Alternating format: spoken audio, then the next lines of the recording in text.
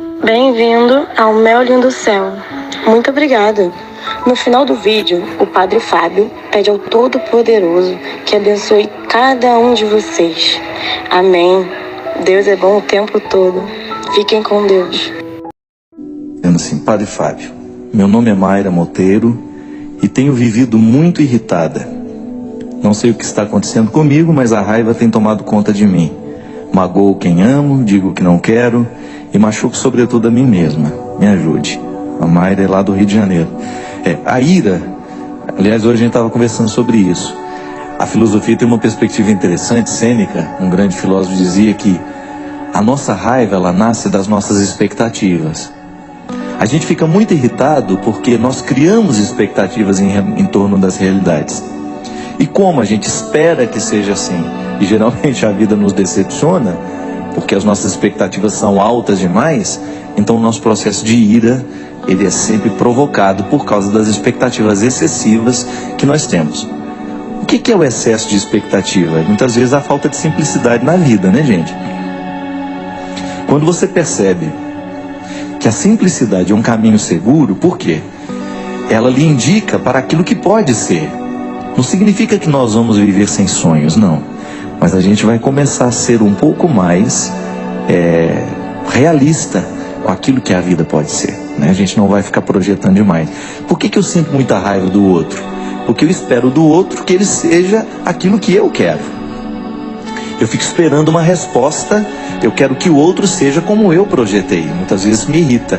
Eu quero a competência que o outro não tem. Então a gente acaba projetando em cima do outro uma série de necessidades nossas que acabam prejudicando, né, e provocando dentro de nós a raiva. A raiva, a ira é um processo muito perigoso porque nos emburrece. É um processo que nos retira da racionalidade. Pode observar, cada vez que a gente fica muito irritado, a gente perde a capacidade de ser racional. Você diz realmente o que você não queria dizer, você fala bobagem, você magoa, você machuca. Então controlar a raiva é, primeiro, baixar um pouco as expectativas. A gente ser um pouquinho mais humilde, a gente ser um pouquinho mais simples. O mundo não tem que ser do jeito que eu quero. E quando a gente começa a modificar a relação com as pessoas, permitindo que elas sejam elas mesmas, sem as nossas projeções, quem sabe a gente começa a se irritar menos. Agora há um outro detalhe também, Mayra. Nós nos irritamos muito por causa do estilo de vida que nós temos.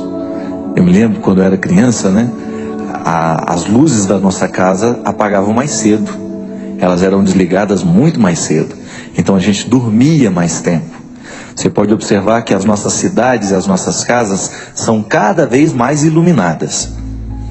E nós, para dormir, nós precisamos produzir um hormônio, né, que é provocado justamente pela ausência de luz. Então, se você está num lugar muito estimulado por luzes, é bem provável que você faça a produção desse hormônio de maneira tardia.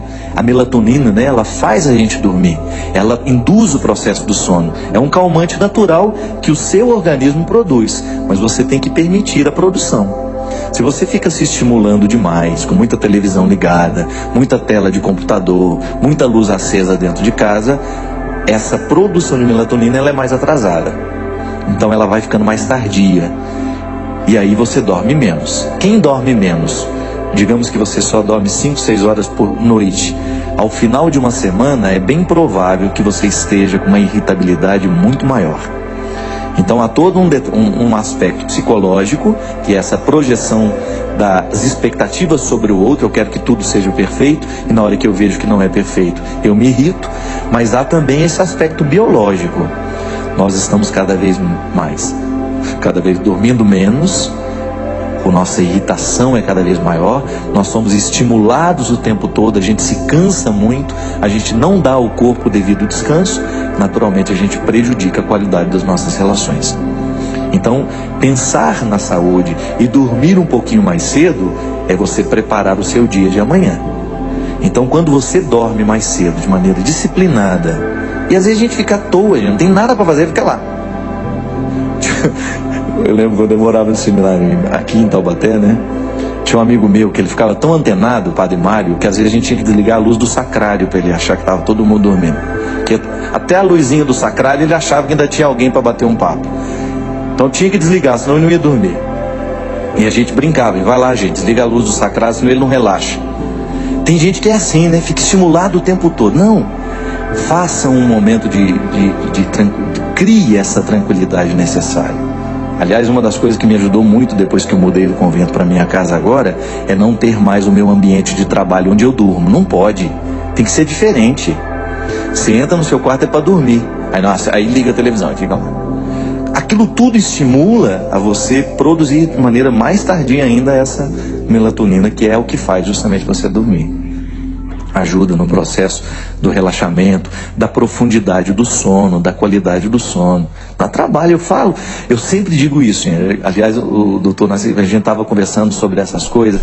A gente tem um projeto, vai ser muito interessante. A gente quer pregar um retiro, a gente quer fazer um fim de semana, sei lá onde, uma fazenda, um lugar, com um grupo pequeno.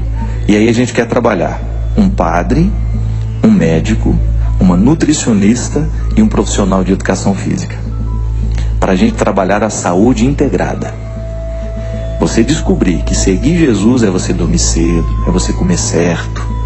Por que isso influencia no seu seguimento a Jesus? Porque quando você tem qualidade de vida, quando a sua vida é saudável, você fica melhor para o outro. Quando você tem disciplina, quando você come certo, você dorme certo, você fica melhor para lidar com o outro. Isso é biológico.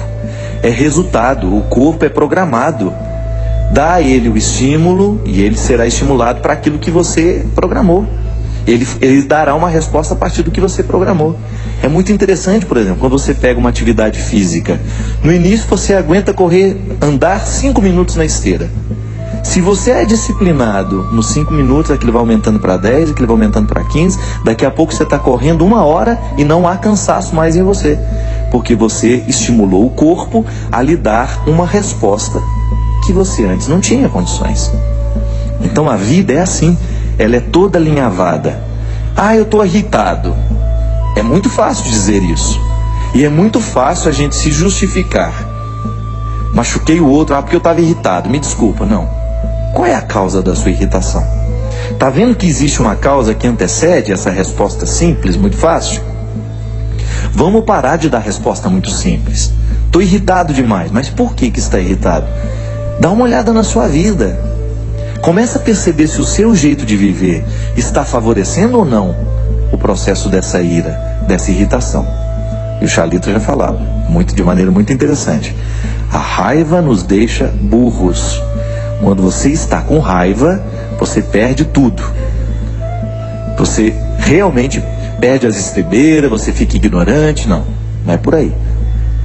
Quando a gente eu, por exemplo, às vezes entro num processo de trabalho, eu faço de tudo para ir dormir o quanto antes. Terminou o evento, eu preciso dormir, porque no outro dia eu tenho que enfrentar outro evento.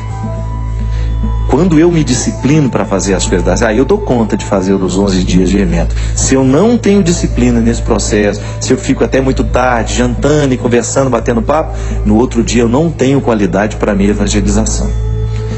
A vida é assim. Ou a gente se disciplina, ou daqui a pouco nós não estamos dando conta do que precisamos fazer. E essa disciplina, ela é tão necessária quanto a oração. É um conjunto, é alinhavado. O ser humano é um conjunto.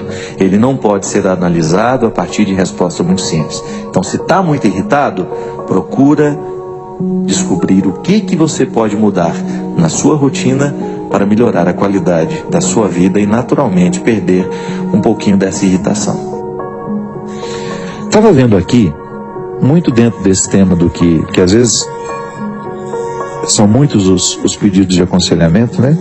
Eu não tenho pressa de fazer e nem tenho. Às vezes tem programas que eu nem pego nesses papéis, porque quando a conversa é boa, eu sei que ela já naturalmente esclarece muitas coisas, muitas perguntas, aquelas que estão aqui. Mas hoje coincidentemente, eu estava olhando aqui no intervalo, eu vi que existe um pedido de reflexão de um homem que tem 30 anos, ele não quer se identificar, a esposa tem 27, eles estão há 5 anos casados e já tem 8 meses em que eles começaram a viver uma crise. Essa crise começou quando a esposa